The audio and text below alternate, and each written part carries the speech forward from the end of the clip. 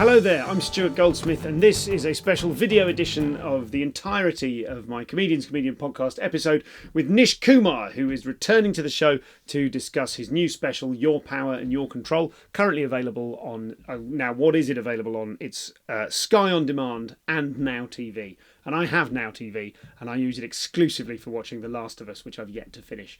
But nonetheless, in this experimental episode, whereby Nish came round my kitchen and I recorded it and created over 100 gigabytes of video from two different cameras to see whether it was functional or possible to start doing this podcast properly, video-y wise online.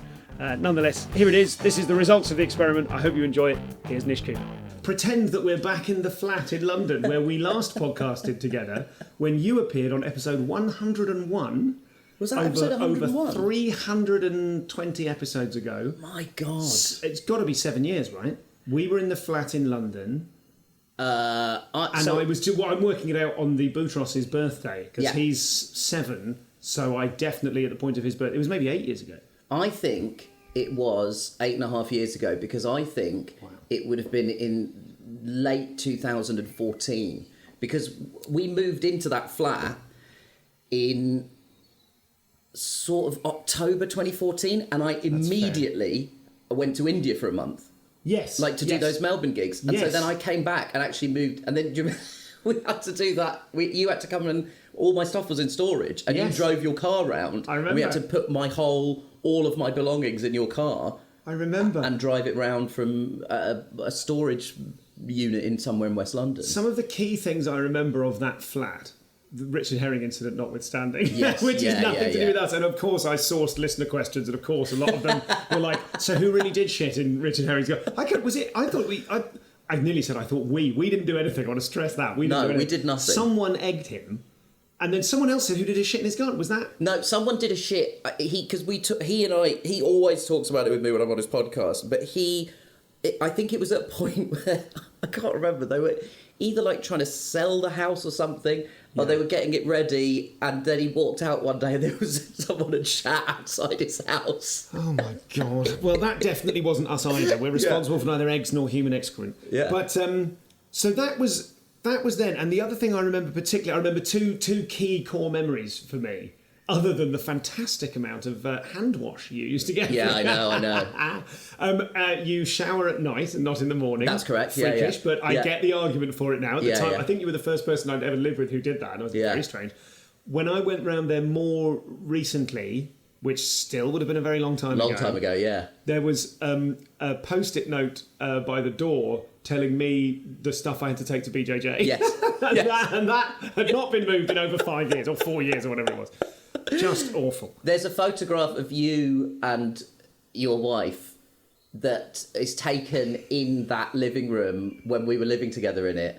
Okay. That Amy, my partner, must have taken on. I don't know what, she must have had a disposable camera. Maybe she just printed out some photos, but she always says it's in our house. It's framed in our house, and Amy always says it looks like a picture of someone you lived with at university in 2002. Like, I don't know why the photo looks like it, because I think it's just because I kept the house like a student house. It felt like a student house, and it marked for me the other big memory of that time is leaving it, and I think I've said this on the pod before, driving away with my wife-to-be, pregnant, in my car with all my stuff in the back of it, waving goodbye to you, Acaster, and some other young people that were there on the steps, and thinking I was like, oh, I'm waving goodbye to my 30s and to my life in London and going off. I felt like the Beverly Hillbillies, like with my stuff strapped to go to the southwest. So that was 8.5 years ago. Nish, what's been going on? Because it's been so long. I thought we did like an insider Zoom thing during the pandemic, so we had a bit of a catch up then. But it's been so long. Like, you weren't doing MASH then, were you? No, I wasn't. I think at that point I had done Edinburgh. I'd literally just come back from India. I think if we recorded it in late 2014, which I think we did, I'd just come back from doing some gigs in India, and I think I was about to go and support. No, in fact, I definitely 100% know. I supported Milton on tour the next year in 2015, and then was going to did my Edinburgh show and then did a tour after that. But I I wasn't. I'd done like little bits of TV maybe at that point, but not a huge amount.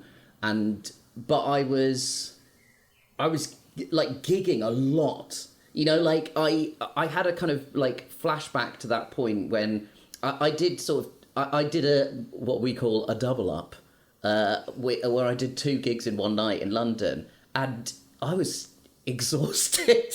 I said to everyone I got home, I'm knackered from doing that. And then I sort of remembered that in 2014 and 15, I used to do that every night, pretty much. That was pretty much what the bulk of my life was like doing flitting weekend from club gigs and then running around London doing circuit gigs. You know, even now when I'm in like a pub in Soho, there'd be this moment where I sort of sit down. I've never taken LSD, and I suspect at this point I never will. When I read interviews with Paul McCartney describes an acid flashback, I feel that is how I experience. When I sit in a pub in London, there'll just be a moment where I go, I did a gig here. Yes. Like I can feel the ghosts of a gig that I did in those. But yeah, so that's what I was doing in 2014. I was doing stand-up. I was going to do tour support with Milton, and I was going to do, I think we had sort of started having the like idea that I was going to do Edinburgh in 2015 in the summer, and then do a tour off the back of that. And I was going to go and do the New Zealand Comedy Festival for the first time in 2015. For you to reminisce on a period of like regular two, sometimes maybe 3 gigs a night, like to us in the kind of British sphere, a British comedy circuit, that feels like pounding the streets, man, learning my trade. Yeah. Whereas weirdly, like I know that you have worked in America, you have a relationship, you've broken some ground in America. Compared to the way people work over there, that still feels like only 2 gigs a night. Slack. Oh yeah, New York particularly, you can just sort of run around the city doing 5-6 gigs a night. You know, if I speak to Ronnie Cheng, it's mainly for him to abuse me and say he hopes Britain collapses in an inferno of its own making. Which came true. Yeah, which came true. Well done, Ronnie Cheng bought some sort of weird cursed doll in a shop in the mid-2000s, and his only wish was to destroy the UK, and we are living in the consequences of Cheng's gambit. But he will often be doing 5 or 6 gigs a night. But yeah, in that period, I felt like I was gigging a lot, and I was having a great time. You know, I was until August 2013, I was still doing office jobs. I still had. Oh, so you were in the first flash of. I was in the first flash of. I don't have first another time. Yeah, I don't have another. Yeah, I remember Edinburgh 2013 to 4. My life still is built in Edinburgh cycles. So in Edinburgh 2013 to 14, I remember at one point I was living with Ed Gamble, and Gamble was like, I can't believe it, man. We're both comedians. We live together. We don't have any other jobs, and all we do is do stand-up comedy. Like, this is like sort of as good as it gets. And yeah, so then when we lived together in Shepherd's Bush for that year, I was in the first flush of the enthusiasm I don't have to, I'd get up some mornings and go, I don't have to go to work. Yeah. This is unbelievable. And, you'd sort of run around London doing gigs and then meet somebody who was doing, Acast has done 3 gigs. You've managed to do 3 gigs, none with each other. And then you meet and have a drink at 11 in the night. And it was a very good time. What would you warn young Nish about from the perspective of someone who has just lived through the last 8.5 years? I mean, I'd sort of say maybe drink a little bit less. Maybe start exercising now. And not try. You'd go for a run. You'd go for the odd surprisingly long involved run. Long involved run that would basically, the reason it was long and involved was I'd stop for ice cream halfway through. I think go for actually finish your run and don't stop for an ice cream and sort out your mental health. Oh, and also bet on Leicester winning the Premier League, because the odds I would have got in 2014, that's like the sports almanac in Back to the Future too. Yes. I mean, I don't know, as you know, I don't know anything about football, but I don't think that was a disingenuous laugh because I understood the premise. I kind of very quickly retconned what the fuck you were talking about. Oh, I guess something good happened to them. Good, okay. Yeah. So, with regard to, before we move on from the MASH, there's loads to talk about with the MASH.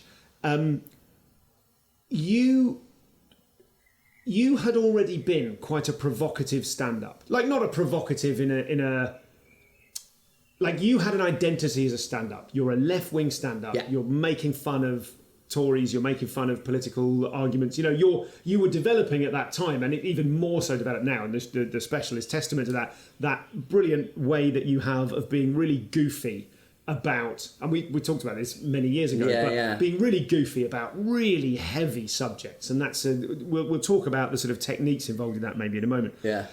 But you were kind of set up as a sort of adversarial comic. Yeah. So and that's part of why you got it. Did I ever tell you this? I auditioned for the MASH host. Did you really? Yes. I think it came to me as if in a dream 5 years ago. I suddenly went, oh God, it was a shopping centre in Bayswater. Yes, that's exactly right. Yeah.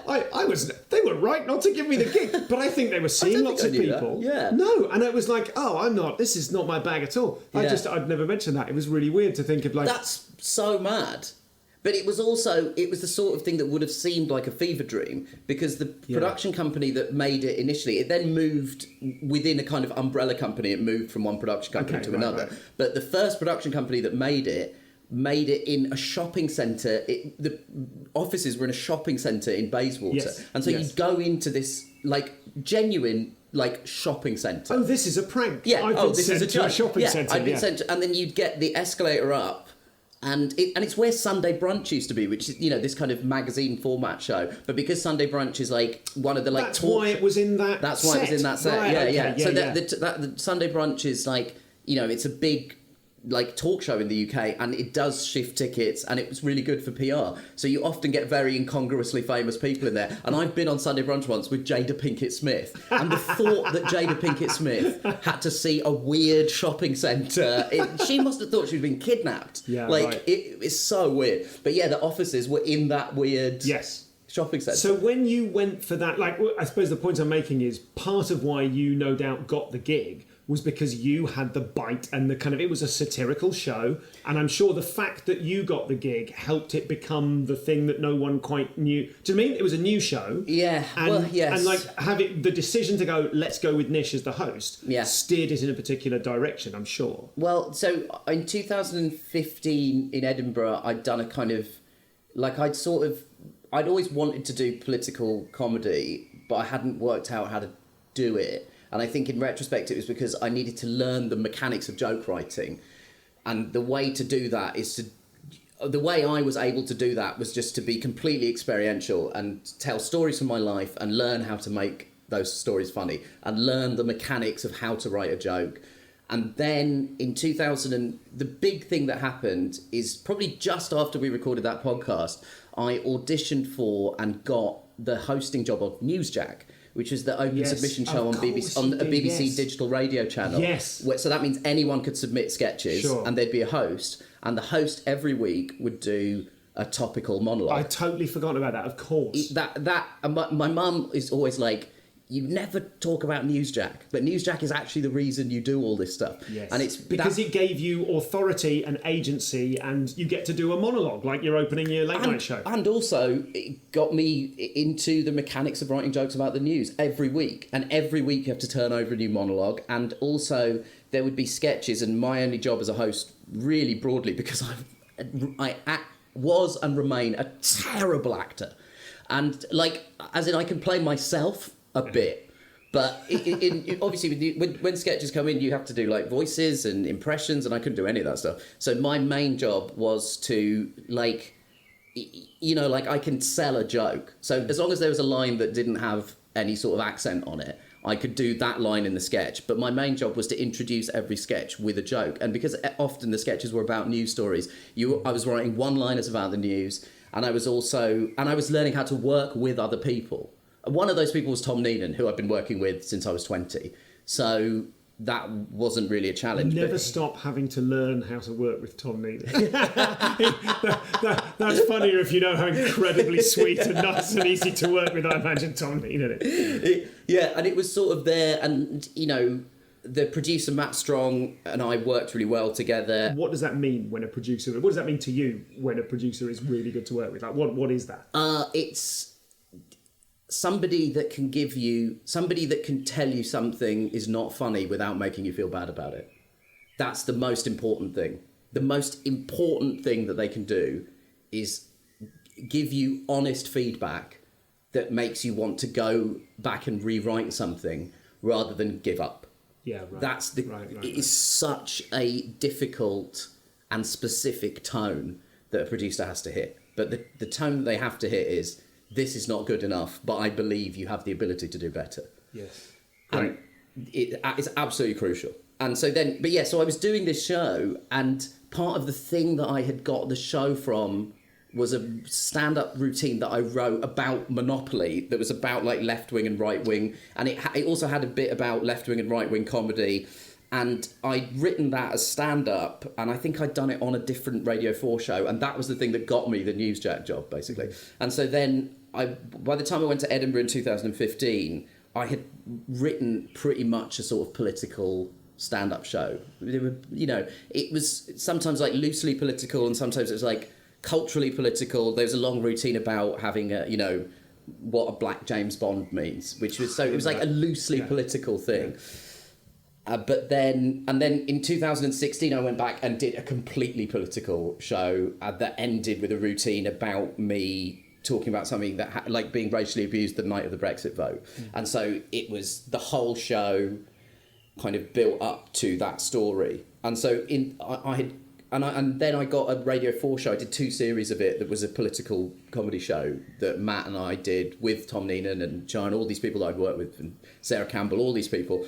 And so when they started talking about... The BBC then put out this edict that they sort of did once a year for a few years, where they said, we want to do a British SNL. Mm-hmm. And I didn't really think anything of it, because they did it every year. Nothing ever came of it. And then after... They think they'd done it in Edinburgh 2016 maybe, and then in kind of late 2016, early 2017, I got contacted by my agent about coming into audition to host this thing, and my agent said, you should go and audition for the host job, and fingers crossed that will land you a role as a correspondent when they inevitably find the more famous person who they did want a real big name. But they all said no, because they all had their own shows. Yeah. So none of them wanted to do it. So in the end, we were in this situation where, and the producers of the MASH always maintained that they wanted me, but the channel wanted someone more famous. But then it got to a point where everybody decided, there's no one else. Yeah. And so then my audition tape, they thought was good enough that they just were like, well, we have to just let him host the pilot, because we can't find anybody else. It was a show that was sort of watched by, however, like maybe 1 million people or something, which is really good. It was like the viewing figures were really good, but you certainly didn't think it was like anything that was gonna. But anyway, so we did these 4 episodes in the summer, and then we came back and did 6 episodes in January 2018. And that's when... Was it like a front runner for taking bits of telly and putting them on YouTube? Were people already doing that? Because I feel like that's one of the first things I noticed, where someone went, telly's different now. Telly generates stuff for YouTube. Certainly people were doing it, because that's how like John Oliver's show had gone. Yes, had suddenly gone global. Yeah. And, when I was watching The Daily Show, you used to have to track down weird streams of it. Sure. It was like something you had to really seek out.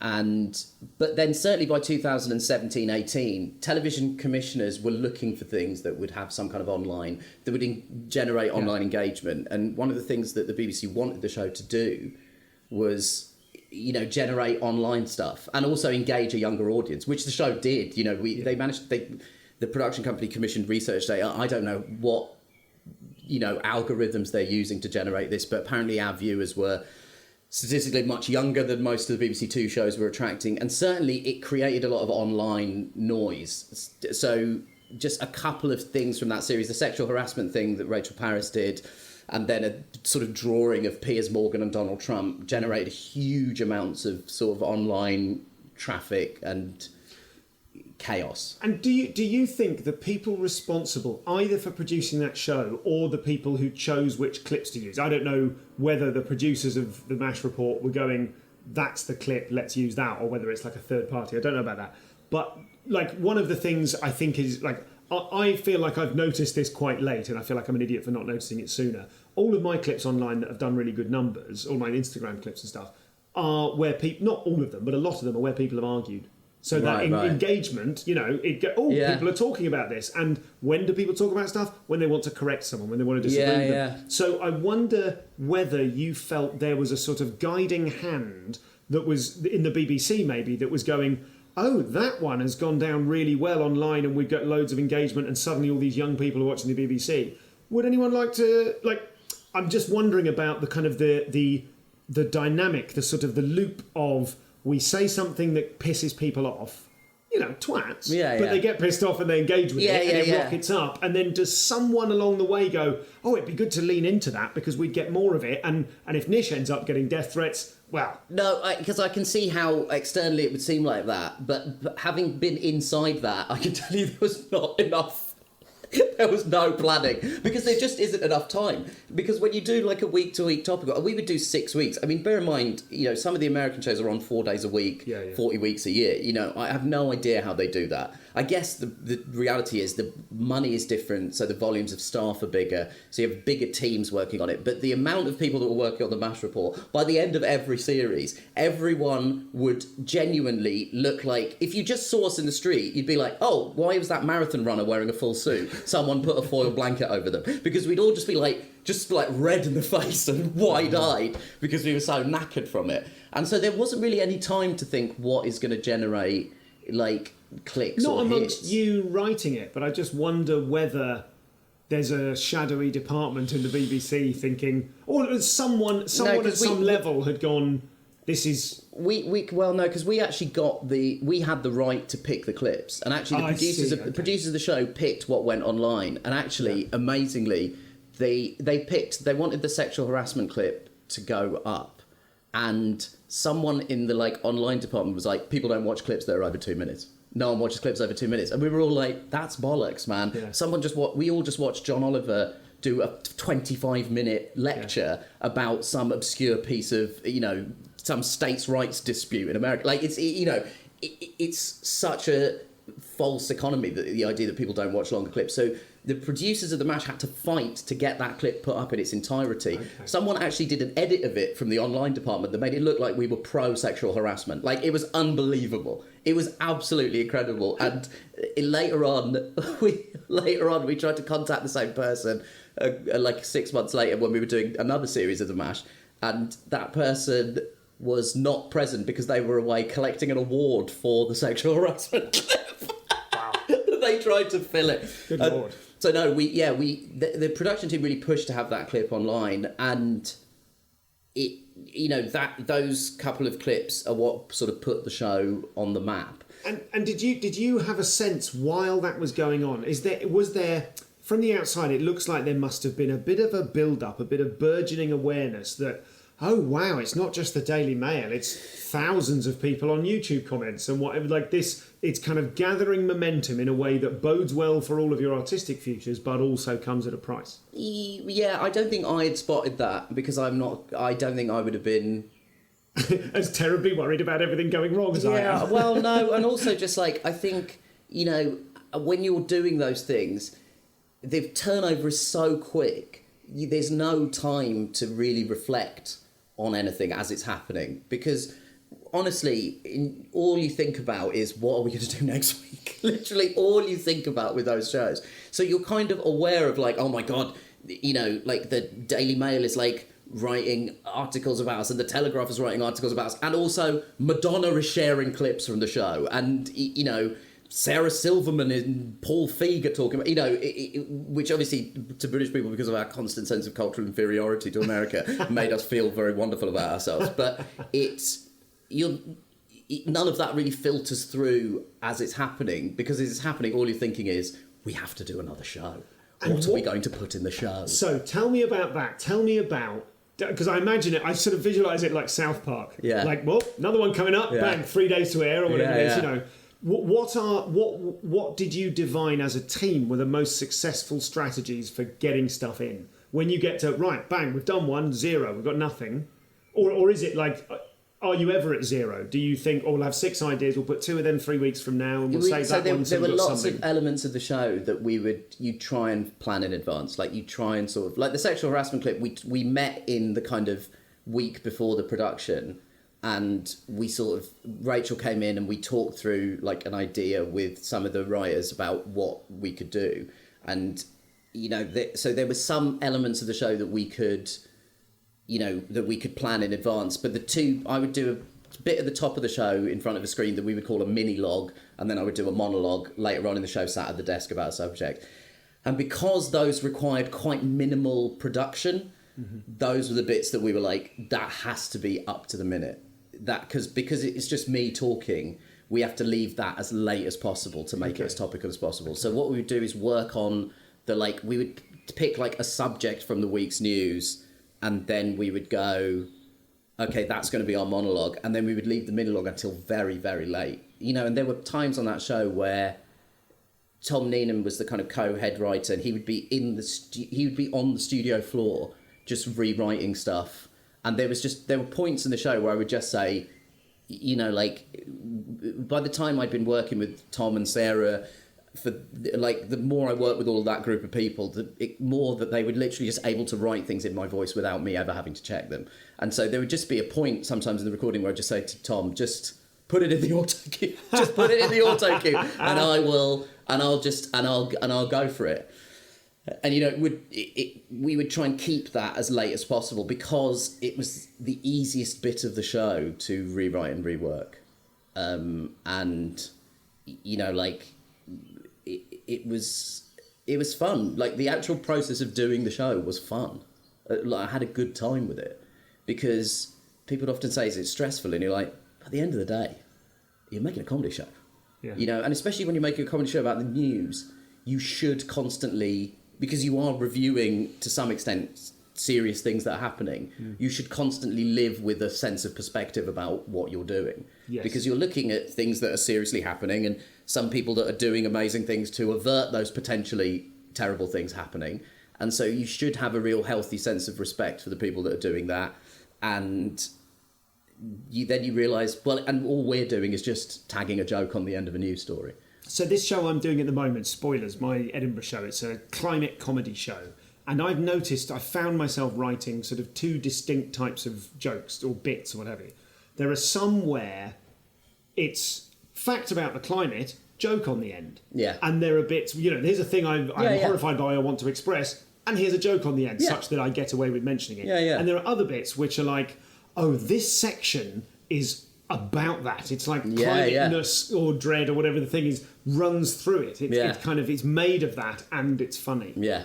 Do you have similar ways of kind of slicing the different types of jokes you would come up with? Was one preferable, or was there always a mix, or that kind of? No, it was always a mix, because you're trying to do what you're trying to do is advance like the argument that you're trying to make, and then that has to culminate in a kind of comedic out. Because as a comedy show, you can't just go, and in the end of the day, the news is bad, and now to commercial. Like, you can't. Obviously, as the BBC as well, it would have been nonsense, but. So the first thing you think of is, what is the big comedy out of this? What's the ending going to be? So once you've got the structure, you go, and what is the joke that we leave the audience on? You go, okay, once you've got that, then you go through and just start going line by line, how can we put a joke into here? And you, at that point, will consider any type of joke. Okay. You will consider anything. You know, and also because we would use Photoshops and stuff, you would think, oh, if we can think of like an image-based thing, that gives a kind of tonal shifts. And if we could like make a sort of if we could make anything very quickly, how would that work? You know, we once can't remember. We did something. I honestly can't remember the full details of this, but somehow we managed to like edit a thing with David Attenborough. We tried to get someone to do. Someone did an impression of David Attenborough talking about immigration to make people feel okay about it. I think that is the root of it. I genuinely can't remember, but you would think about what is the kind of big comedy out for this. So you've got these are your points that you're trying to make. This is the flow of your argument. The next stage you think is, what is the big joke that's going to land this? And then from there you get into, and you know, like everybody was very good at going, we need to just stay on this, because the actual joke writing, the kind of what is the fun, that's the fun bit of the writing process. The bit that was hard was, what is the argument and what is the big comedy ending of this set piece? And that was always how we worked the monologues. The shorter order topical things that we would put in around the show, and the bit at the very top of the show that would often be the most topical, that was stuff where we would, you know, you're just looking for a one-liner on it. But I never really grew up with the tradition of the perspectiveless monologue. I always think about, there's an episode of The Simpsons where the DJ robots have a thing, and they press a button, and the automated DJ voice says, "Those guys in Congress did it again. How do they do it? They're so crazy." And one of the DJs goes, "How does he know?" And I was never really interested in. I didn't really like. Nothing appealed to me about the tradition of just doing, you know, like one-liners that were just like, "Well, the news is crazy." It was always, you know, there has to be some point of view to this. Otherwise, why would you watch this show? You can get just one-liners about the news on Twitter or anywhere.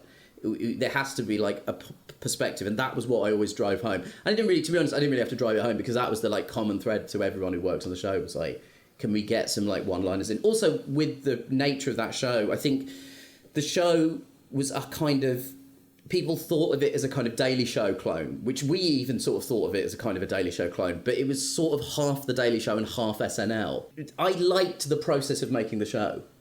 I love all those people. So I loved spending time with them. And so it wasn't, it was tiring because, you know, the money just isn't there, you know, in British television to make that kind of show. So everybody's kind of doing 1.5 jobs. Mm-hmm. And that's why it was tiring. But the actual process of making it, I enjoyed. And so I kind of dealt with it because I liked being around all those people. I don't think that I would have been able to do the show with a different group of people. I know how it all came to an end and the journey through that. And I noticed you kindly sent me some audio of some preview material. And when I finished listening to it, there's a little bit before the recording cuts off where you go backstage and someone says, "Oh, Nish, love the stuff. Hey, tell me what happened to the MASH report." And I thought, you must get that all the time. I heard the question and I turned it off because I thought, oh, this bit Nish doesn't know he sent me. But I did think you must get that all the time because the MASH report was so big. And in a weird way, like I think of stuff from my childhood. I think of someone like Mark Thomas in the Mark Thomas comedy product and the effect that had on my politicisation as a teenager, as a comic, and sort of thinking, it's one of the reasons I can never vote Tory in a million years. Yeah. It's just not on my radar to do so, in part because of some of the cultural, the impact of things like Mark Thomas. And I think MASH report is probably that thing for a whole generation of people. Not my generation, I'm too old. Yeah. But, there will be people asking you about the MASH report for the rest of your life, I would think. Yeah. I don't think I don't think I have a perspective on... I think I spent so much time thinking about people hating the show. I don't think I've really registered that people liked it. Yeah, that's so sad. Which is weird. Love it. Which is weird. We were just laughing our asses off. The whole...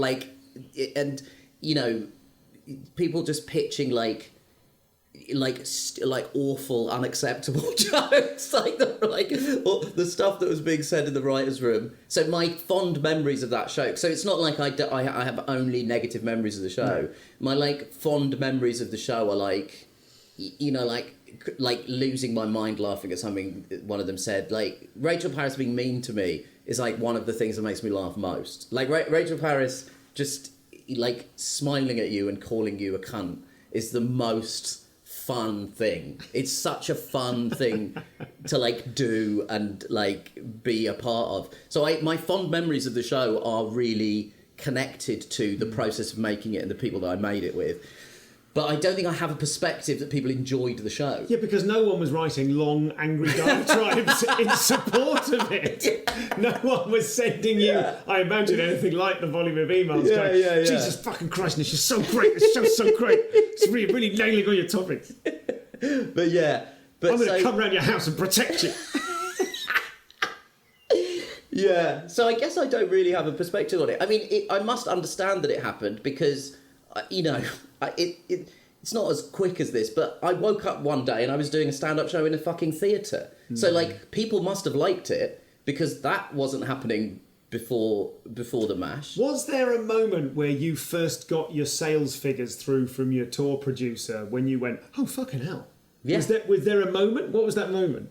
Like, the tour that I did in 2018, I did, like... So I toured in 2016 and had a lovely time and did, like, a... You know, was sometimes selling 50 tickets, then in, like, you know, in obviously in the Bristol, the city of, you know, left-wing malcontents, selling 200 seats. And, you know, like in London and Brighton and Manchester, you know, I would sell between 200 and 500 tickets, and you'd be like, this is unbelievable. And then that was 2016. Then in 2018, you know, I did like a sort of tour of venues of that size, and they all sold out. And my tour promoters were like, and we're going to put a theatre tour in 2019. And, you know, I think probably the clearest indication of it was what I did a show in 2019 in the Hackney Empire. So I released 2 albums, and one of them is 2016, the end of that tour that I recorded in a theatre in London, and the other one is the end of the 2019 tour in the Hackney Empire. And the Hackney Empire, it's like 1,200 seats, and it's the first place I ever saw live comedy. I went to see the Goodness Gracious Me live show there in 1999 with my parents, brother, and like my cousins and my uncle and aunt. Like, you know, Goodness Gracious Me was like live, was like, you know, it was like white people going to see Mumford & Sons. Like, it was like a sort of like, it was a community trip that everyone made. It's like, it really was like, genuinely, you'd see like 4 generations of South Asian families in the audience. And it was the first time I ever saw live comedy. And I remember doing a show in Hackney, and my parents were there and my brother was there. And I remember, that was when I remember thinking, oh, that's amazing. That's really amazing. Like, this is literally where, probably on some level, even though I'd have been 13 or 14, but probably I was sort of sat in the audience at that show, and some part of my brain was like, you've got to do this. You've got to do this with your life. Even though I didn't really know it at the time, some part of my brain must have been like, this is what you have to try and do with your life. When you sold out the Hackney Empire, did you think at the time of young Nishes in the audience being similarly turned on? Like, did you, or like, because partly what you do has a kind of rallying element, and you said in the that clip you sent me of some of the new stuff. Yeah. I don't know if it's ad lib or you've said before about there's a strong possibility now at all of your gigs it turns into a rally. There are people heckling you because they agree with you so hard and they want you to know, and they're like, you've got my vote, and you're like, shut up, I'm busy doing the show. You know what I mean? Like, these are the people that Ellis James has referred to as my braying disciples. So there's that quality to it. That Hackney Empire one, did you start to feel, or do you feel, a kind of responsibility? Because people are, I'm not going to use the word pilgrimage, but people are, you know, their hopes are accreting around something. It's not simply, you know, if I go see John Mulaney, I'm going to go, this is great, this speaks to me, love this guy, but I'm not going to go and I want to take action as a result of it. Yeah, I don't know if I think about that. I do definitely think, because there was a point in that show where I would, it wasn't something that I planned to do, But there was some fruity material in that show. I can't remember what this was. There was like a couple of jokes that were like pretty, like I don't work blue a huge amount, but there was some there was some pretty fruity bits to that show. And what I had to do when I started touring it was engage the child in the. There would always be a couple of children in the room, and I don't know whether that was that was sort of the consequence of kids watching the MASH report online, which is a big thing. And also, I did. Your mum touring local schools to bring children in, so that you clean up. I guess so. But also, I did Taskmaster. Back when doing Taskmaster actually meant something. Sure. Well, mate, I did these first two. You did the original. The original Taskmaster, the only Taskmaster, some would say. Yeah, sure. You did the proper one. And I think Taskmaster obviously brings families to the show. Yeah. And the problem was never the kid. Because the 14-year-old, and I never worried about it, because like people would sometimes say, oh my God, there was like a 13-year-old in there. Was that distracting for you? And I was like, no, because I was the 13-year-old who went to watch Goodness Gracious Me. And the answer is it's distracting for you, the person it's distracting for you. Yeah, and also, so I had to develop a bit of material basically to make the rest of the audience okay. Especially because that year I was doing a work in progress show in the Monkey Barrel in Edinburgh, a perfect stand-up comedy room, but the audience can see each other. Yeah. So the audience would be looking at this kid. But I never had any worries about it. Because like, when I was 15 and 16, my uncle used to sneak me into comedy club. I say sneak. Basically, people on the door just didn't give a shit. Like I distinctly remember my uncle, like some guy saying to my uncle, like, is he 18? And my uncle going, yeah. And the guy going, well, whatever. Like, they were not checking. I used to go to Ivor Dembina's club in Hampstead in the Washington when I was kids comedian Ivor Dembina. Yeah, kids comedian. Yeah, exactly. So funny. But yeah, I used to go to. I play football with Ivor every week. I don't think I've ever told him this. Oh yeah. But he used to run that club in the Washington in Hampstead, and my uncle and my cousins used to live around there, and so they used to sneak me in to watch stand-up comedy. And I've been a kid in a comedy room. Yeah. So I never worried about the kid because I was like, I know you. Sure. I don't. But the rest of you. The audience is looking at the kid and going, ugh. And you're like, this fucking kid knows more of what I've done than you will ever do. And sometimes the parents, and like there was a point at the start of that show where I'd come out and be like, fuck this fucking gut, this, that and the other, and obviously like swearing and all this kind of stuff. And the kid would obviously, if a 14-year-old is sat in a room and an adult is saying cunt, it's the happiest they ever are in their lives. But the parents would often be like, oh, we didn't sign up for this. So I had to develop a bit of material where I would try and interact with a child in the room to kind of diffuse the tension in it. So I was always cognizant, and like every show there would be like a 13 or 14-year-old, every show. I do think I have a responsibility. I have a strong responsibility in that room. People have paid 20 quid, sometimes 25 quid, and you have a responsibility to do a really fucking good show. That's the responsibility that I always feel. When you start doing, when people start paying, when you do a club night and there's 4 comedians on, you don't feel the burden of responsibility because you go, at the end of the day, they're going to get someone good. Like what you will, if you go to a stand-up night and you don't like, it's very rare that you could go to a stand-up comedy night and like no one on the bill and there's nothing for you. The responsibility is spread across a group of comedians. I understand that, but again, I think you answered the question first about children and swearing and now about money. I mean specifically the people for whom, and in that clip of the new stuff, there is, it's a joke, but there is a truth to it. There is a rally. People are letting off steam. We've had 13 years of the Tories and you're coming out and calling them cunts and people are going, yes, testify. Yeah. They really care. And it's a pressure release. And they're like, God, yeah, these are people who aren't some of them are overtly political in their lives, and some of them, there is a whole ecosystem of politicization there to different degrees. And I'm just interested in whether to you it's like that's a byproduct of me saying what I want to say, or whether you recognise that what you are saying feeds into that and has an effect on people. I think that both of those things are true. I think when I'm writing a show and trying to get it together, I think my responsibility is to do a great show, and the byproduct sometimes is that people come and they feel that they've had their views aired in the company of, and also like, I feel that there's a responsibility to do a good show, and the byproduct sometimes is that people feel that they connected with it politically.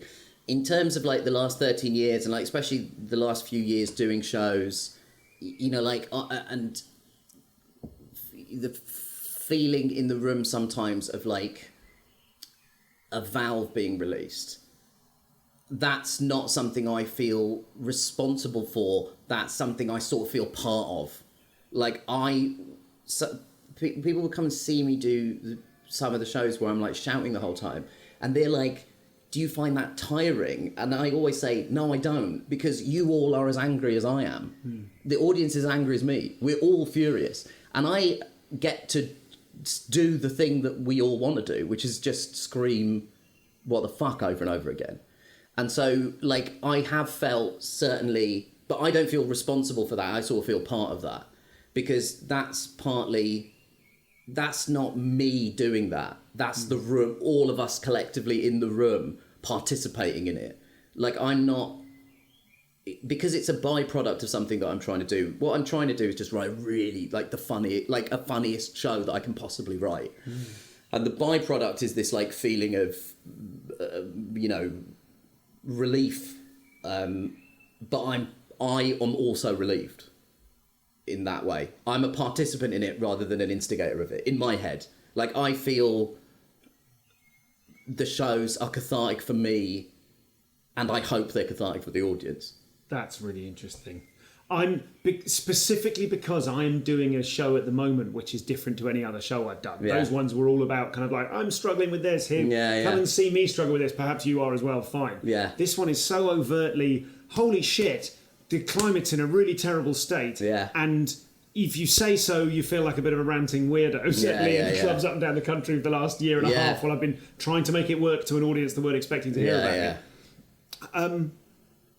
I really, when I watched your special 2 days ago, I watched that kind of advanced copy, which looks great. Paul's set, fantastic. That image, mwah. Let me tell you something.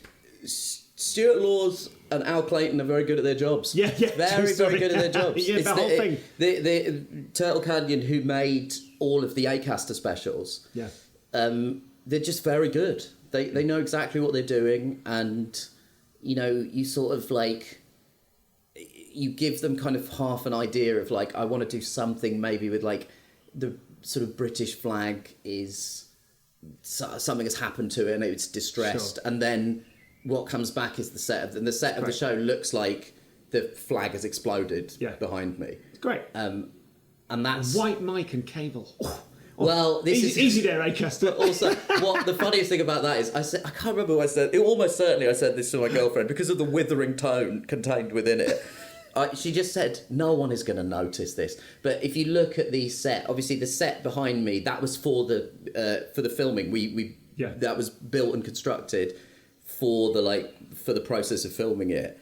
And Paul Bertolotti helped put all that together, and he was my tour manager, and so for a couple of years, and so it was great to work with him as well. But Stu and Al, they just know what they're doing. Mm-hmm. But for the tour shows, I didn't have the set. But what I do have is a maroon suit, a blue shirt. Everything on the stage is red, white, and blue. Mm-hmm. But the colours are either brighter or inverted in some way. Mm-hmm. So instead of red, it's a kind of purpley maroon. Instead of the dark blue, it's a light blue. And the white, and that's why the mic and the stand are white, and the stool is white. So because this show kind of is it's sort of my attempt at a kind of, it's me desperately trying to do a Mike Birbiglia show, but sort of falling short, because it's like a story show, but then it ends up being a thing about nationalism and how I feel about that. And so because of that, I thought, that would be a nice thing. And my girlfriend was like, no one is going to notice that. But the important thing is I noticed it. Yeah. And it was for me. And that's why I did it. When you're... So the point I wanted to make about the show and about the... you're talking... And for...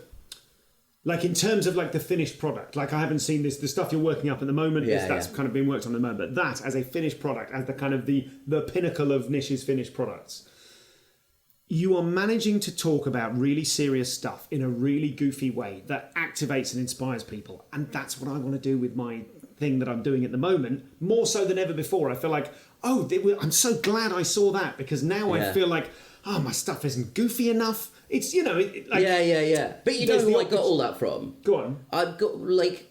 I mainly got that stuff from like Chris Rock, because Chris Rock is a like squeaky voiced man of colour who talks about the news, but has a kind of like, is a sort of shrill, cartoonish guy. I mean, I really liked Tambourine, and I really liked the way it was made, and I really liked the fact that deliberately, he doesn't have a mic cable, and he's not wearing the suit, and it's more of a vulnerable special because it's the divorce material, and also like the stage is not really big enough for him to prowl in the way that he prowls the stage. He looks like a cornered animal. Like it makes him look more vulnerable. But I grew up watching those 90s HBO Chris Rock specials, and at the end of the day, it's a man with a squeaky voice talking about the news. So there's a huge amount of that, and then there's a massive amount of Bridget Christie. There's a huge amount, and because A Bic for Her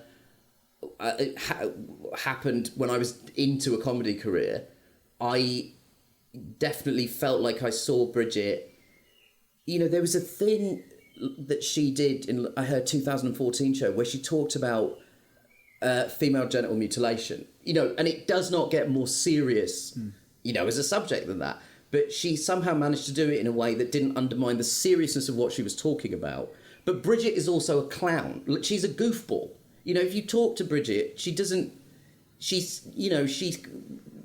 fun and she's silly and she's not like, she's a goofball.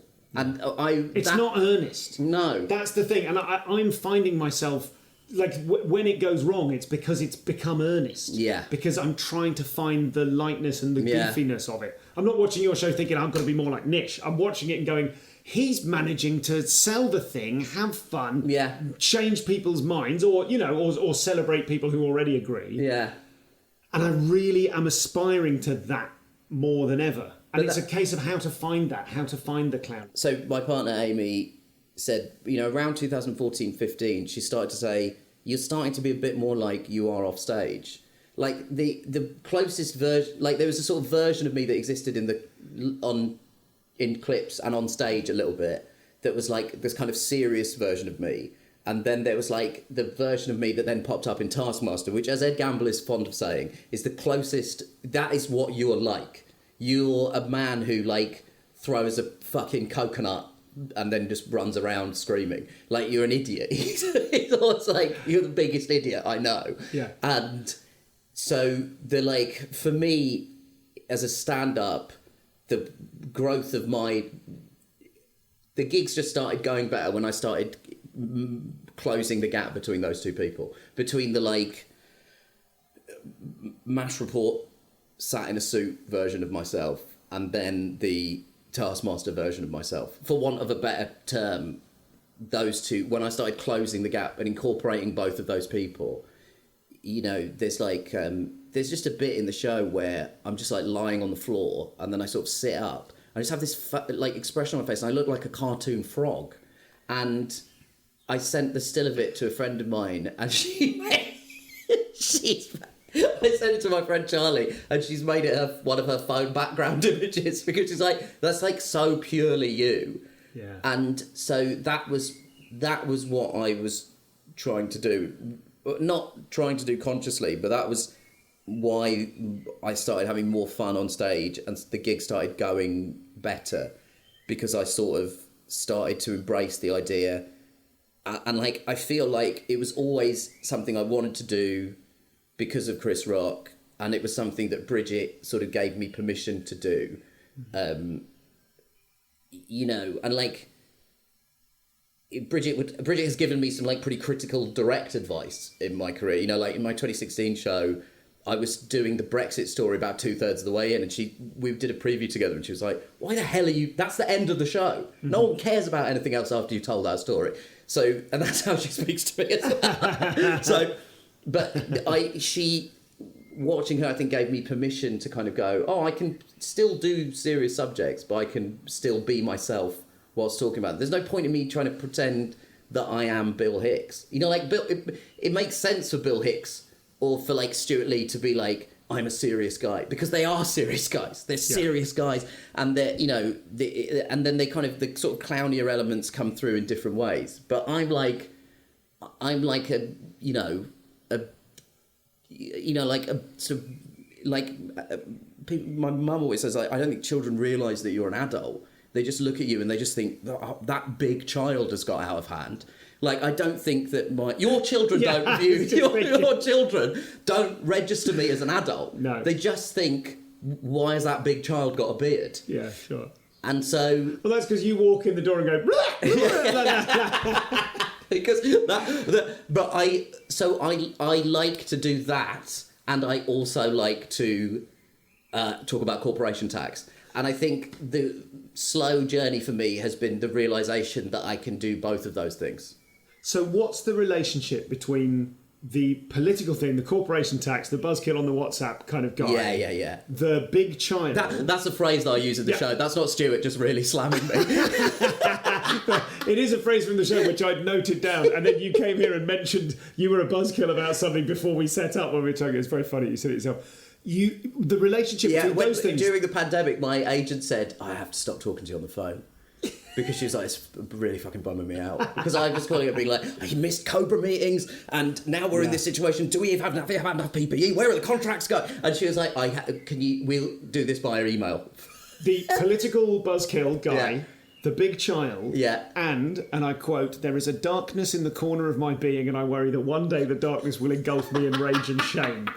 What's that triangle of those? Who are those people to one another? I'm all of those people. I'm a big child. I'm interested in politics and the mechanics of how we're governed, and I also worry that there is some sort of darkness in the corner of my being that is rattling around in my mind. For me, that I feel like one of my compulsions, one of the ambiguities and kind of, let's not use the word void, but one of the disconnects, if you will, between the sort of my different senses of self, is the idea that in comedy there is no overreach, there's no legitimising board, there's no... I mean, there's any collection of awards judges somewhere, but that's not legitimacy, you know? Like, there isn't a boss, there isn't someone going, well done, you did a good job, you know? And for me, that's huge, and I haven't really realised how huge it was that I'm, lacking that. So I suppose the what's the question? It's about the interplay between the low self, that's it, the low self-opinion, the high self-opinion, and the fact that you are sent, I mean, and in the show, a literal death threat, but more commonly Daily Mail spreads a kicking in the press, a kicking on social media. That there are people backing up your low self-opinion, and there are audiences backing up your high self-opinion and crying, laughing, and telling you you're brilliant. What an insane life to live! Like, how do you navigate that? How do you keep yourself safe within that? I think you have to. You sort of have to realise that neither of those two people is right. Like, the people who think the idea that you're the best person in the world is not correct. The idea that you're the worst person in the world is not correct. No matter how many times you say it on stage, no matter how I'm the times best I say it on guy. stage. I'm such a great guy. No matter how many times people say either of those things to you, neither of them is correct. And so the show, that was the hardest bit to get right. Because the show, the reason that I said it was me trying to write a Mike Birbiglia show is specifically because I think I talked to him on his when I did his podcast, I talked to him about, because the premise of that is that you talk about material you're working on. And so I talked about this thing, I was like, this bread roll happened to me. And he was like, oh, that's the whole show. He was like, I would make a whole show out of that.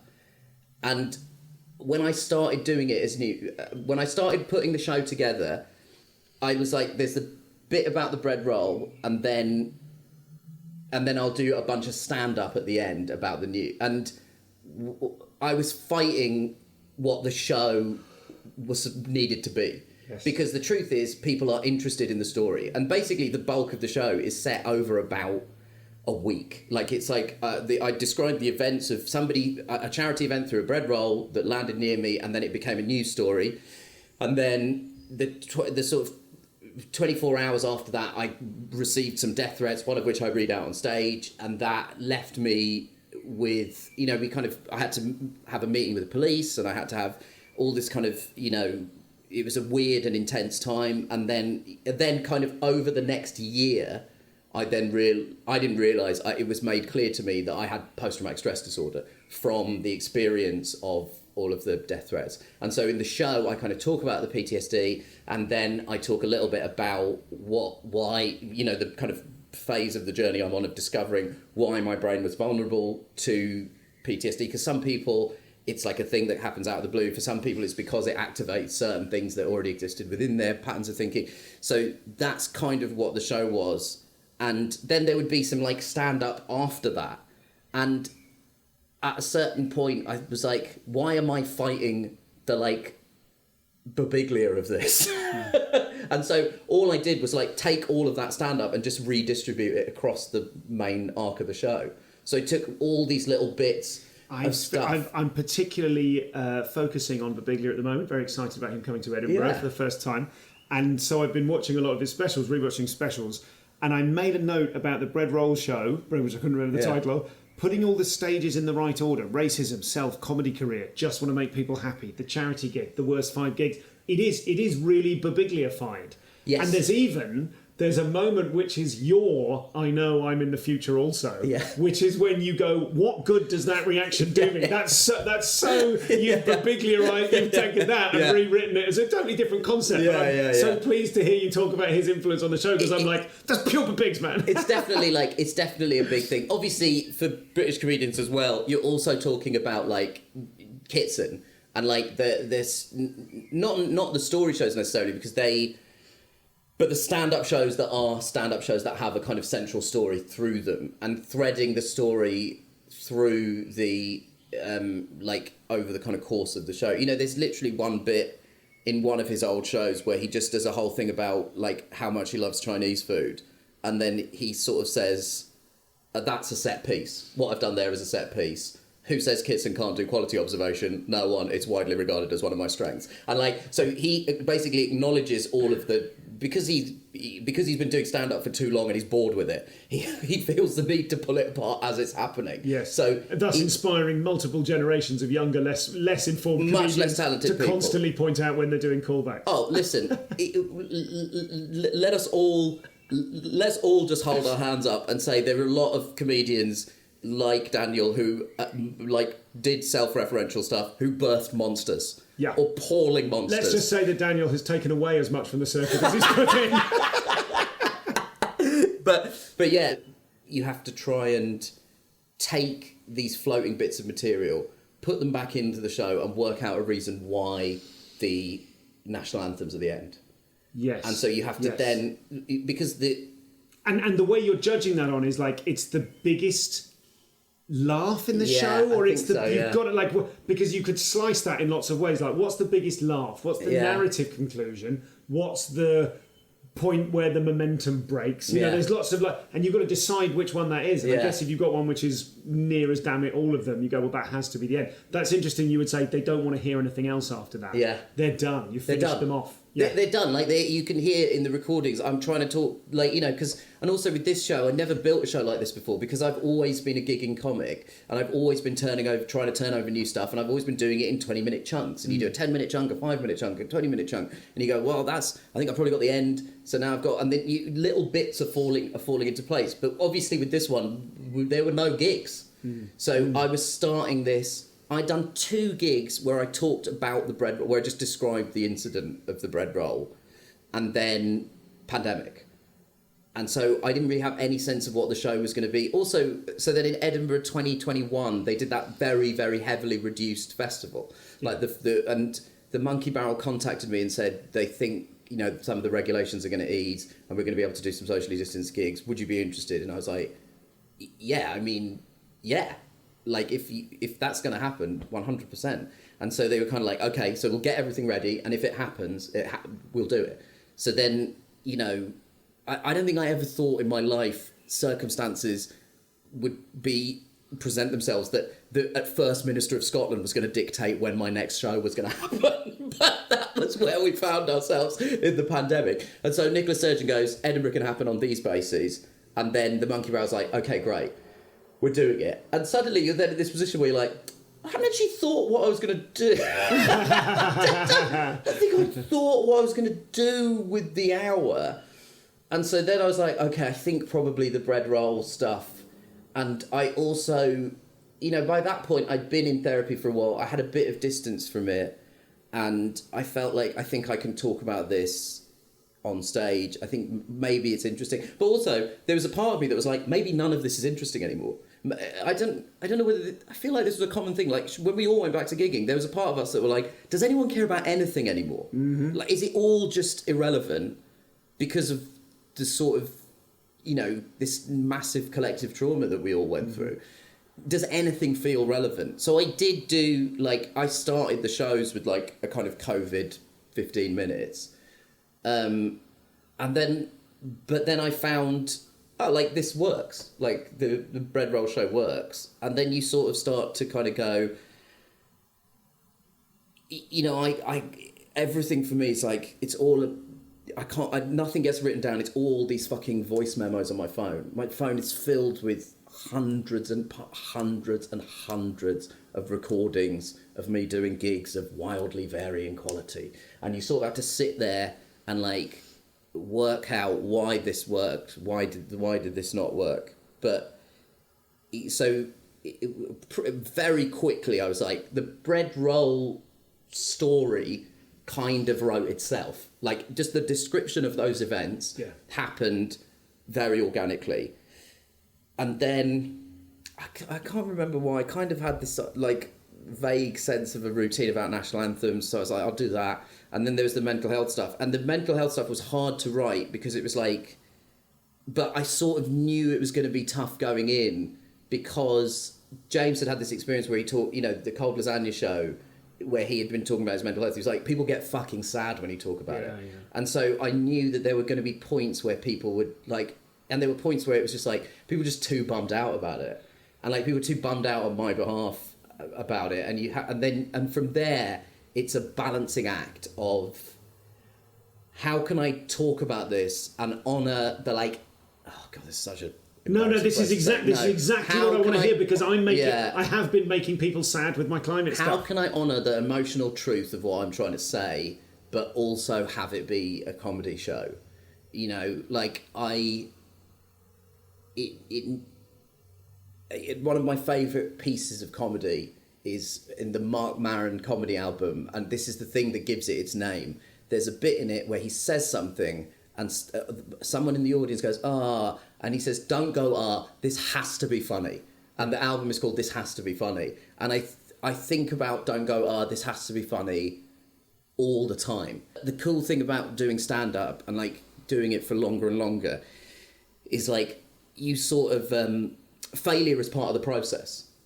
When you first start, because people always ask you, God, it must be terrible when it goes bad. It must be terrible when it goes badly.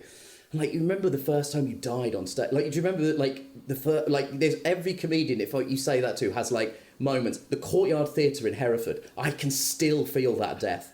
That death echoes through my life. Life altering. What was the phrase? What was that from? Someone described it as like, I experienced a comedy death with life-altering ramifications. Oh, someone will email in and tell me. And like, luckily, the fun thing about the show is I get to set the like, because like I get to set the bread roll gig in context. Yeah. Because people were often, because it got picked up in the news, people were fascinated by it, and you're like, you talk to any comedian, they have 10 worse gigs than this. This is not even my worst gig. It's only my worst gig because the newspapers wrote about it. Yeah. But like, if you've had to look and see absolute disappointment in Victoria Wood's eyes for an hour, nothing is worse than that. Nothing is worse than that. Can't imagine. Nothing is worse than that. You know, I've been like, I had to be like escorted out of venues by security staff because people wanted to beat me up. You know, like, it's so weird, isn't it, that the bread roll became the international incident? Yeah. When, like, as gigs go, it was fine. You know, it was a charity gig. It was, you know, it was funny. Like, Tim Key is a good person to talk to about it because he was with me the whole day. Yeah. And so he was like, you know, he was like, the mad thing about it was we were in the pub laughing about the bread roll. We thought it was hilarious. Yeah. And then he said, I can't remember, there's a very intrinsically Tim Key phrase to it, but he says something like, you know, and then the Telegraph published the article, and I'd say the atmosphere shifted. And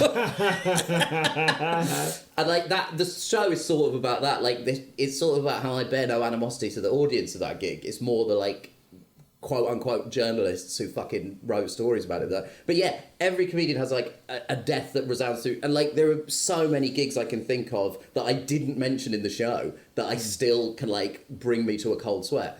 But now, when something fails, you're like, cool, we got to change it.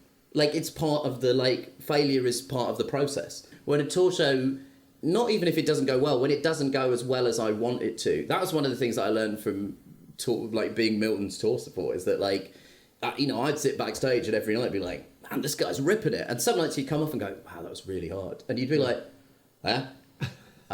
What? But you sort of realise that like, sometimes it's, you don't feel it, or you feel like, you just feel sad that you didn't give the audience what they wanted. And that still hurts. But when you're working on stuff, you go, okay, cool, that doesn't work. But what I don't know is in the moment why it didn't work. I have Frankenstein previews together that worked into one thing. I distinctly remember in 2016, I was working on my show, and then there was a point where the first 20 minutes had just stopped working. And so then I was like, I remember that worked in Auckland. So then I Frankensteined the Auckland bit together with one that I'd done in Kennington at James Gill's Always Be Comedy gig, which is also, which is my safe place on stage. There's like a few Always Be Comedy, the Bill Murray Comedy Club, the Monkey Barrel. These are like my sort of safe, up the creek on a Sunday. These are my sort of safe places. But so I sort of Frankenstein those two things together, and then also had to like cut, because that was the preview that Bridget had said, you got to take the middle of the show out and put it at the end, because so I then had to like, I can't really use GarageBand, but you sort of do the best you can, and you put together some version of it, and then you sort of get, if you have one preview that like where you get it all together, you then just hold on to that like gold dust, and I still, even when the tour starts, I still keep recording it. That the point where I forget to put the recorder on is the point that I'm like, I think we've got the show. Is it ever annoying when you finish the tour and then you're whizzing the material back up again, like playing with it ready, like revising it, I suppose, getting it ready to tape it, and you discover new jokes you could have been doing 200 dates ago? Yes, so fucking annoying. It didn't really happen with this show in the same way, because I was revising it a lot through the tour, then I rewrote it a bit to go and do in New York, LA and Montreal, because again, you kind of go, there's lots of like sort of little British references that you think either I've got to drop it or I've got to explain it. And so there's lots of stuff where, I sort of did stuff like that. And then after I recorded the show, I then did it 4 times in Australia, and sort of with that I was sort of trying to remember the show when I was on stage, so the gigs were really fun and exciting, but there wasn't really like the opportunity to do anything new with it. And I think partly probably on some subconscious level I was like, don't improve this because it'll really hurt your feelings. But the 2019 tour, like I really love the album recording. Is like I'm really proud of it because it was the Hackney Empire show, but fuck me, that show was way better after I recorded it. It was way better. I rewrote it again to go and do in New York and LA, and it was so much better. Like it was like incomparably better as a live album. I really am happy with the kind of finished product, and this is audio only. Yeah, this is audio only. Yeah, so it's on whatever the like Spotify and Apple Music and all that stuff is, and like I released it again. These things that I do purely for my own satisfaction. The 2 albums are named the dates of them, the track titles are all the date that they were recorded. So the second one, there's there's a couple of bits from the second show, and those tracks are labelled as such. But also the structure of the naming is taken from Kendrick Lamar's Untitled Unmastered mixtape, like the dating and all that stuff. Again, who is that for? Who cares? I care, and it's purely for my satisfaction. But I did a lot of the editing of those.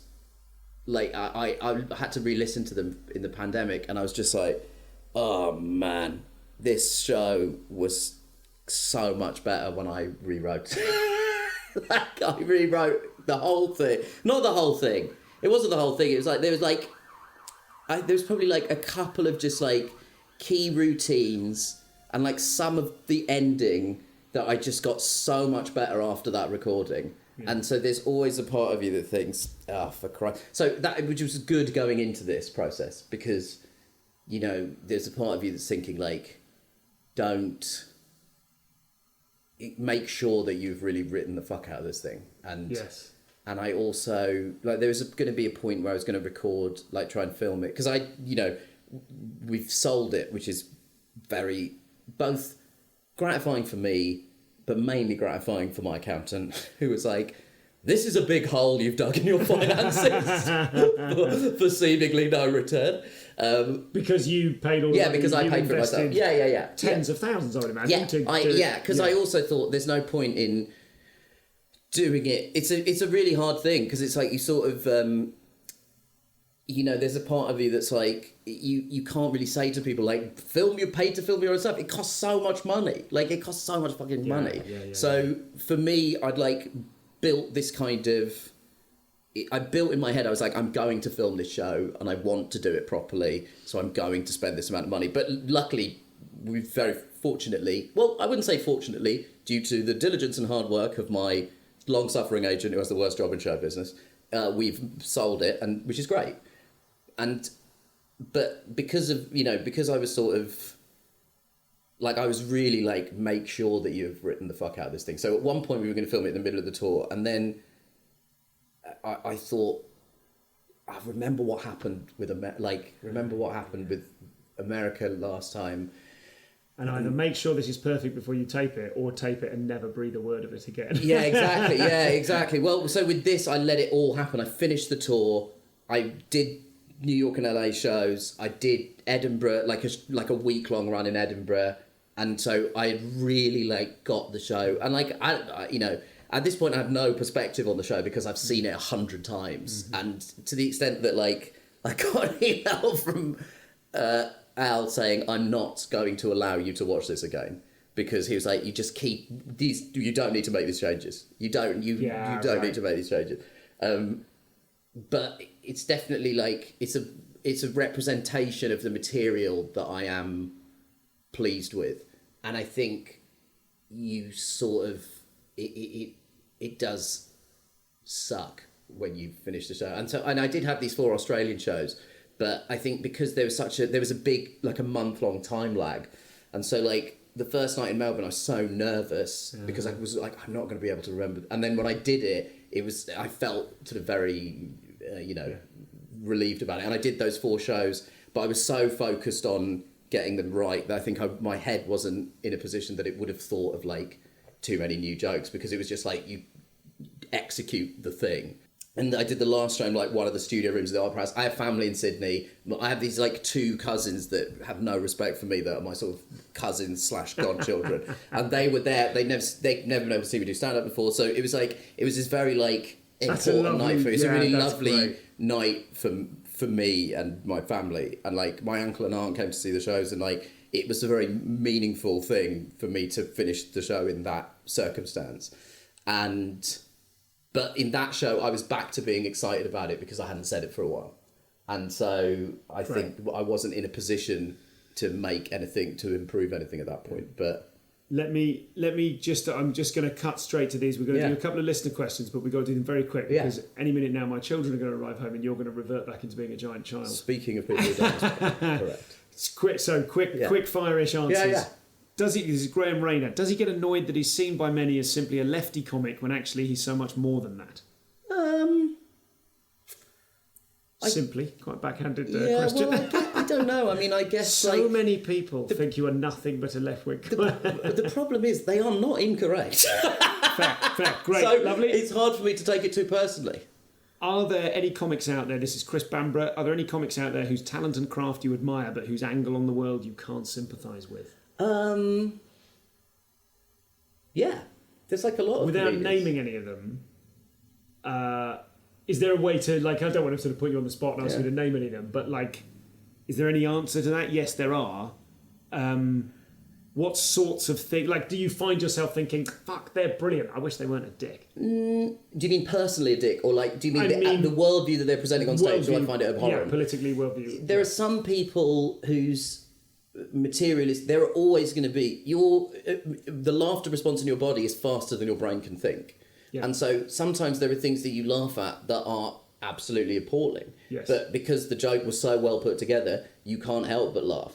And then it's important at that moment not to let them hoodwink you into thinking that you've tacitly accepted their terrible that's right. worldview. Yeah. But then there are also some people, I think, sort of increasingly as the internet has kind of ruined people's brains. And, like, again, I don't need to mention them by name. Some of them I mentioned by name on stage before. But as the internet has ruined people's brains, it's not even just that you find that their worldview is sort of, like, abhorrent. It's starting to affect the nature of the comedy, because when somebody says something that's sort of horrible, but you still trust that person is a good, like, when you can feel that somebody is doing something as a character, when a character is saying something, we can completely engage with that.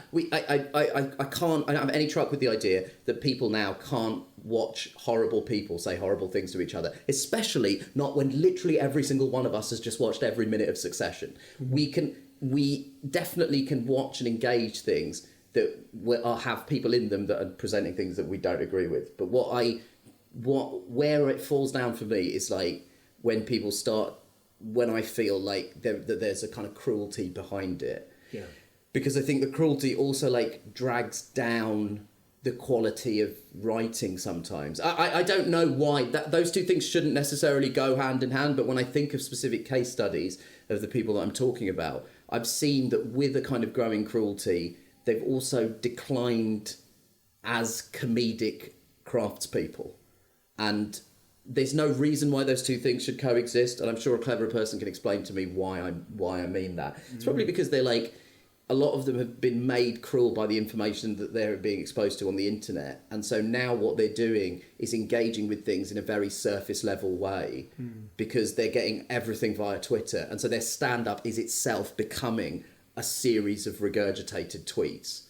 And so maybe that's why the quality is also declining. Thank you, Simon. Leslie, thank you. Danielle, Francis. I've heard a lot of comics on the podcast say they went back on the circuit due to missing it and the social aspect. So now he's on TV and gone through the ranks as a comic. What's his favourite type of venue to play? Does he miss club comedy or prefer to tour? You do both. I still do both. I mean, none of us were able to go into clubs for ages. And, you know, I did have a night recently when I did Always Be Comedy where, especially a lot of the time, you end up just, if you live in London and gig in London, a lot of the time you arrive 10 minutes before you're on, you do your set and you go home. But I went and did Always Be Comedy and I stayed and watched the whole night, and a bunch of my friends were on, and I, you know, afterwards remember saying to Amy, like, I really love being a stand-up comedian. Man. I really love it, and you know, there's definitely, like, a part of you, if you were like me, going to, like, comedy clubs when you were 16, you wanted to, like, be the person who was, like, on the stage, and then you also wanted to follow them off stage so they could hang out with the other people who were on the stage. 100%. And that, I remember having that feeling. It's funny because I just remember it very distinctly from like a couple of weeks ago when I did a gig, and, like, Kumail and Rose and you know, were on, and, like, we just were like, let's make a night of it and have dinner and then do the gig and then go for a drink afterwards. And I just sort of remember thinking, like, oh yeah, this is what in the end, this is sort of what I've always wanted to be. on the subject of other comedians, what's your favourite time you've been thrown under the bus by Rosie Jones throwing herself on the floor? Asks Dan Garrett. What's your favourite? I mean, let me preface this by saying that I know how much of a dick this whole anecdote makes me sound. I know everything about how unpleasant this whole story is. I was going to a show business Halloween party, and at the show business Halloween party, I was going with Jason Mantzoukas, who is a brilliant comedic actor, a brilliant podcaster, and he and I also seem to have the same face. Like, of all of the people that people are like, you look like X, Y, and Z, they normally mean you are both Asian men. Yeah. But I cannot tell you. You don't look unlike Jason Mantzoukas. I was at my grandma's house 2 weeks ago, and I put the TV on, and Brooklyn Nine-Nine was on, and my grandmother, whose admittedly eyesight is not as good as it used to be, was like, "You didn't tell me you did this show." Incredible. Like, truly, she was like annoyed with me. She was like, "You didn't tell me you were in." She's like, "I don't even know what this is," but she literally thought it was me. And so we went to a Halloween party dressed as each other. And as we walked in, Rosie Jones appeared, as she does, as if conjured by some malevolent spirit. And she was dressed as Ronald McDonald. And she walked towards us, and I knew what she was going to do. But in the moment, she looked and realised what was going on. She realised that I was there dressed as Jason, and Jason was there dressed as me. Yeah. And she went towards him and slowly fell on the floor and shouted, "Nish, Nish, what are you doing this?" God. And so I got to see her work that out, and I got to see him go, "I understand what's happened here." Oh, yes! He was, if you see Ronald McDonald coming towards you and immediately throwing themselves on the floor and screaming, "What, Nish, Nish, why did you push a disabled girl?" It tells you something about Jason's comedy brain, I guess, that he immediately understood the circumstances. That's absolutely beautiful. Final question. We know you're pretty happy. Yeah. We've covered that in a previous episode. Yeah. I imagine you're happier now than you were then. Yeah. Holly Whitbread asks, "Did you know you sound just like Chris Barry?" I have had that pointed out to me before. I think Chris Barry... I think she means to troll you with this. I think she's aware of that. And well, here's the thing. I'd never noticed, but when she said that, I was like, here's what I would say. You do sound like Chris Barry. Here's what I would say about it. I think it's unfortunate now, because I think Chris Barry maybe has some views that don't align necessarily with my worldview. Deftly put. Yeah, based on some things that I've recently read, I think it's possible that Chris Barry and I have drifted apart ideologically. Beautiful. But what I would say is, if you're telling me, when I was 10 years old, I queued for 2.5 hours to meet Chris Barry at the Whitgift Centre in Croydon, because I was such a massive Red Dwarf fan. Huge. And I remember being there with my friend, and I said to him, "We should do the Rimmer salute when we get to the front, because they'll think that's really funny." And then we watched 2 hours of people doing the Rimmer salute to an increasingly depressed Chris Barry. And I remember turning to my friend and going, "I don't think we should do the Rimmer salute." And he was like, "No, I didn't want to say anything, but I really don't think we should do the Rimmer salute." So I guess if you're telling me I sound like Chris Barry, that's a huge compliment to the child me. The adult me now, perhaps, is not as happy. I had cause recently to show my son we've started doing little clips of things, the French taunter, little bits and bobs. We did go to Blue Alert, "Are you sure, sir, it will mean changing the bulb?" And to see the joy on his face, I had to do a certain amount of establishing context and what have you. Yeah. And to see him get it and to go, "Yeah, baby, We've got all of this to come." That's funny. You sort of... And I can pretend it finished after the 4th season. He need never know. I think there's something really funny about like identifying that's probably quite a big moment in your son's life, because it's probably activated some like understanding of, there's sort of like some kind of episodes of The Simpsons that are like so indelibly marked in my brain that I think they kind of kick-started, a bit of my brain came online that day. Like, when Ultron is like, "Where am I? well, I've just woken up. Like, there's some part of your son's brain that, like, woke up. About a year ago, we did Don't Look at Me, I'm Irrelevant from the young ones. And he was saying it for a week. It was so like, there we go. Here we go. Here we go. We recently did, because Gamble tweeted it, and it suddenly reminded me of Rick Mayall at the Secret Policeman's Ball doing Do You Love Me? Yeah. And we watched that. There is a very fruity bit of language at the very end, which I was completely lulled into a false sense of security before. It's like all those, I think rightly, we've maybe got a bit more sophisticated in terms of demarcating what is and isn't appropriate for kids. But like when you watch most comedies from the 80s now, there's bits in it where you're like, whoa! A very different time. What? There's so many tits. Yeah. In movies that were like in Coming to America. Yeah. I watched that when I was a little kid, and I don't remember the royal penises clean. Sure. Yeah. Last one on the subject of I was going to say on the subject of Ed Gamble, but also on the subject of the royal penis. Was Nish in an Edinburgh show? Asks Matt Box. Called Super Fun Time or something like that, with Ed Gamble doing novelist character Selsdon Crump. Yeah. Or am I going mad? Novelist character Selsdon Crump. It was called Cool Fun. And we did it. It was a free Fringe show we did at the White Horse in 2008 and 9. And so I'm guessing if Ed was doing Selsdon Crump, that was probably 2008. It was a romantic novelist. It was a romantic novelist character that, by Ed's own admission, was a direct rip-off of Garth Marenghi and Anna Partridge. Yes, there we go. Beautiful. But I think there's a clip of him doing it because he did it in the Chorley student final, and as we know, those clips are immovable. And so you will see him do it, and there's bits of it where some of the writing is so brilliant. There's a bit in it where he says, God, those eyes were nice. Like someone had taken 2 Caribbean rock pools and injected them directly into her face. There's lots of there's lots of bits. I can still probably... That Ed Gambler Selsdon Crump, Daniel Simonson set from 2010-11, I can probably do a chunk of those verbatim.